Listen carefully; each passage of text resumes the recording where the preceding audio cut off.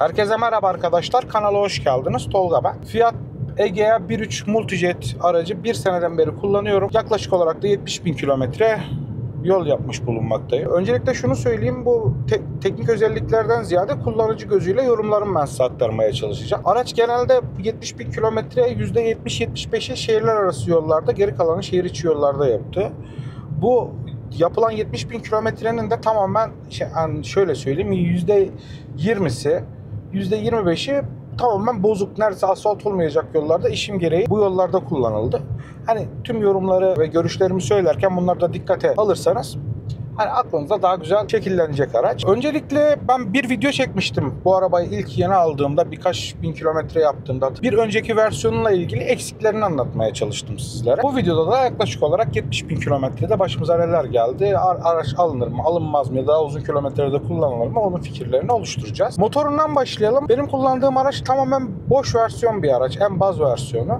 Manuel 1.3 Multijet dediğim gibi. Yakıt tüketiminden bahsedecek olursak bu arabayı sakin kullanımda 110 km, 120 km aralığında siz kullanırsanız 3.9, 3.8 belki 4 aralığında hani araca uzun yolda yakıt yaktırabilirsiniz. Bu açıdan baktığınızda gerçekten tasarruflu bir motor. Zaten 1.3 Multijet motorlar rüştünü ispatlamış, hani kalitesini, dayanıklılığını ispatlamış motorlar. Lakin bunu hani tamamen sağlayabilmesi için aracın bakım periyotlarının düzenli bir şekilde yapılması gerekiyor. İlla teknik serviste yaptırmayabilirsiniz. Gerçi sıfır araçlarda mecbursunuz teknik servise gitmeye, ama hani garanti bitmiş araçlar için bu motoru 400.000 kilometreye kadar sorun çıkartmadan kullanırsınız. Tabi ilk aldığınız günkü kadar sessiz çalışmayacaktır. İlla ki kilometre arttıkça da dizel motor olması hasebiyle sesli çalışmaya başlayacaktır. Gördüğünüz gibi karlı bir ortamda gidiyoruz. Şu anda Elazığ-Bingöl arasında yol yapıyoruz. Benim bölgem işte Erzurum'a kadar uzanıyor. Orada da bu sene -25'ler, -20'leri rahat bir şekilde gördük arkadaşlar.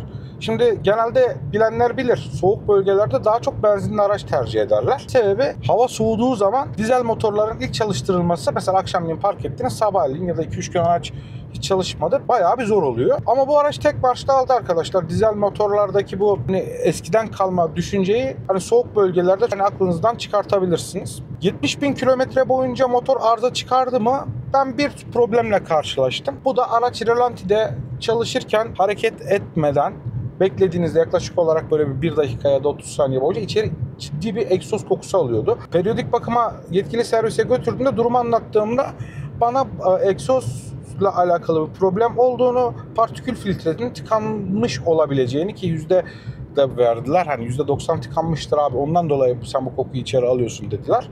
Ben egzoz manifoldundan falan kaçak olduğunu düşünmüştüm, ama makineye bağladılar, işte partikül filtre temizliği yapmaya çalıştılar. Yaptıktan sonra dediler ki bayağı bir kısmı temizlendi. Sen de 3000 devirde, 3500 devirde 3. viteste bir 15-20 dakikada arabayı fazla sıkıştırmadan ve devir düşürmeden düzenli bir şekilde birkaç kere kullan, olaydan kurtulacaksın. Evet, %80-85 oranında bu kokudan kurtuldum, ama hala bir kısım geliyor. Demek ki tam açılmamış. Motorun AdBlue kullanımına gelecek olursak, tem depoyla 10.000 kilometreyi çok fazla çıkartmıyor. Gerçi bu kullanıma, kullandığınız rakıma bağlı olarak değişiyor. Şehir içinde kullandığınız zaman sanırım daha fazla bir AdBlue tüketimi oluyor. Genelde bir bakımdan bakıma 5 litre daha atabilirsiniz. Teknik serviste isterseniz de yine onlar AdBlue takviyesi yapıyorlar. Benim kullandığım AdBlue genelde bilindik markaların AdBlue'ları ve kapalı kutuda alıyorum. Hani dökme şekilde litresi ucuz olanlardan almıyorum. Sonuçta şirket aracı, bu arabayı bize teslim etmişler. Verirken de sağlam teslim etmemiz icap ediyor. Şirket de diyor ben AdBlue'yu alıyorum arkadaşlar, masraftan kaçınma. Siz nasıl kullanıyorsunuz bilmiyorum. Yine yorumlar kısmına hani nasıl kullandığınızla alakalı, hangi AdBlue markalarını kullanıyorsanız bir problem var mı yok mu diye yani onları da yazabilirsiniz. Aracın süspansiyonlarına gelecek olursak, ben bu aracı dediğim gibi hani bu 70.000 kilometrenin bayağı bir kısmını bozuk yollarda işim gereği, köy yolları, belde yolları, hani bazen yolun olmadığı yerlere de gitmek zorunda kalıyoruz. En ufak bir alt takımıyla ilgili bir problemle karşılaşmadım. Tabi ilk geldiğinde amortisörler daha sertti. Şimdi biraz daha yumuşaklar. Ama herhangi bir alt takım sesi, bir vurma, bir gürültüyle karşılaşmadım. Rüzgar gürültüsü ve ses yalıtımı hakkında bir şeyler söyleyeyim. Ben ilk çektiğim videoda bu araçlarda ses yalıtımının kötü olduğunu anlatmaya çalıştım. Ama o videonun altına yorum yapan arkadaşlar genelde şunu yazdılar. Evet, dolu olan araçlarda da tercih ederseniz onlarda ses yalıtımı biraz daha iyi. Hatta herhangi bir problemle karşılaşmazsınız demişlerdi. Ben teknik servise yine bakıma gittiğimde, kaportaya indiğimde bu aracı söküp takan ustalar var. Dedim herhangi bir bununla alakalı bir, bu arada jandarma kontrol olabilir arkadaşlar. Bununla alakalı bir veri var mı? Yani dolu olan araçların yalıtımı daha mı iyi diye sorduğumda ya çok ciddi bir fark yok dediler. Bu arada jandarma kontrolünden sonra devam edelim arkadaşlar. Süspansiyonu da konuştuktan sonra gelelim iç donanımına veya bu aracı malzeme kalitesine. Şimdi boş araçlarla tabii ki dolu araçları kıyaslamak doğru bir şey değil. Lakin hani dünya kadar da böyle baz versiyonu alan insan var. Tabii ki dolu versiyonlarında malzeme kalitesi bir tık yukarıda ama öyle ciddi aman bir farklılık yok. İşimiz gereği biz bu arada gün içerisinde çok fazla in-bin yapıyoruz. Koltuklardaki deformasyonları sorarsanız herhangi bir deformasyonla karşılaşmadım. Zaten bundan önceki araçları da 180 bin, 190 bin kilometre yine aynı markanın aracını kullandığımda herhangi bir problemle karşılaşmadık. Şimdi gün geçtikçe araçların malzeme kalitelerinin bir tık yukarı çıkmasını ve ekstra özellikler gelmesini beklerken markalar genelde baz ya da dolu versiyonlarda bu tarz şeyleri ya parayla satıyorlar ya da tamamen çıkartıyorlar arkadaşlar. Hani bu yanlıştan inşallah bir gün vazgeçerler. Özellikle elektrikli araçların piyasaya bu şekilde girmiş olmalarını düşünecek olursak diğer markaların da kendilerine ufak tefek bir çeki düzen vermelerini de insan beklemiyor değil. Yol tutuşunla ilgili birkaç tane soru gelmişti geçen videonun altına. Şimdi ben orada standart fiyat yolcu demiştim ama aracınızda güzel lastikler varsa fiyatına göre ve segmentine göre gayet başarılı bir yol tutuşu var. Lakin yine siz bu arabaya güvenip de virajlara çok sert bir şekilde girmeyin. Bazı durumlarda araç kafadan kaydırabiliyor. Kafadan salabiliyor. Çekiş konusuna gelecek olursak 1.3 Multijet evet az yakıyor. Sanırım bunun yakıtla ilgili bir düzenlemeden sonra bu aracın çekici bir tık düşmüş. Yani beygir gücü kağıt üzerinde düşmese de. Araba tamamen dolu ve %6 %7 eğimli ya da eğimli yollarda diyelim. İvmelenmesi çok değil yani. Motor sanki bir parça daha kuvvet istiyor. Araç sollayacağınız zaman da ister istemez vites düşürüyorsunuz. Bundan önceki 1.3 versiyonlarında ben böyle bir şeyle karşılaşmamıştım. Arabanın da bazı versiyonlarında kullanılan teybiyle alakalı da birkaç bir şey söylemek istiyorum. İlk videomda söylediğim gibi bu kadar kalitesiz bir teyp olamaz.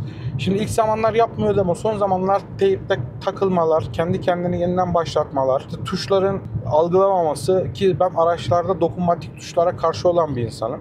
Yol seyir güvenliğine o tuşu tutturacağım diye ya da çalışıp çalışmadı diye basarken aklınıza takıldığı zaman işte yoldaki konsantrasyonunuz da bozulabiliyor oraya baktığınız için. Burada işte tuşların algılamama problemleri de ortaya çıktı. Genel bir toparlar isek araca baktığımızda 70 bin kilometre bu aracı ben zorlu şartlarda kullanıp genelde uzun yol ağırlıklı yol yaptığımı düşünerek aracın da fiyatı düşünülerek bakıldığı zaman alınabilir bir araç mı? Evet.